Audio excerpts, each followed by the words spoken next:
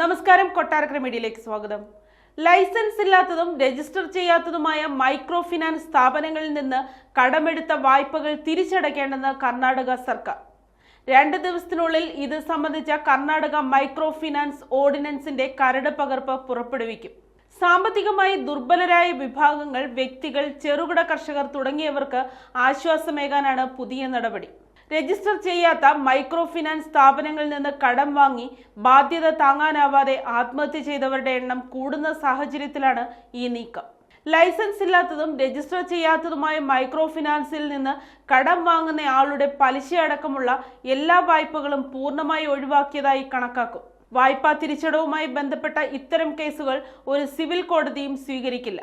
ഇത്തരം കെട്ടിക്കിടക്കുന്ന എല്ലാ കേസുകളുടെയും നടപടികൾ അവസാനിപ്പിക്കും ഓർഡിനൻസിൽ പറയുന്നു.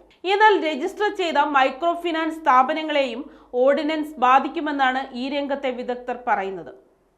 പുതിയ ഓർഡിനൻസ് രജിസ്റ്റർ ചെയ്തതും ചെയ്യാത്തതുമായ സ്ഥാപനങ്ങളുടെ ലോൺ റിക്കവറിയെ ബാധിക്കുമെന്നും കോടതിയിൽ ഇത് ചോദ്യം ചെയ്യപ്പെടുന്നുവെന്നും അവർ ചൂണ്ടിക്കാണിക്കുന്നു.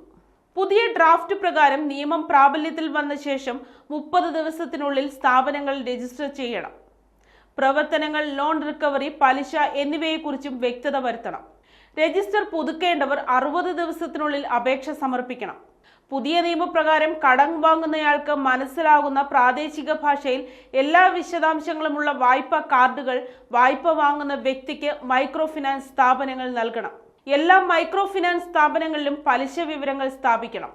നിർദ്ദിഷ്ട ഓർഡിനൻസിലെ വ്യവസ്ഥകളിൽ ലംഘനമുണ്ടായാൽ പോലീസ് സ്റ്റേഷനിൽ പരാതി നൽകുകയും ചെയ്യാം.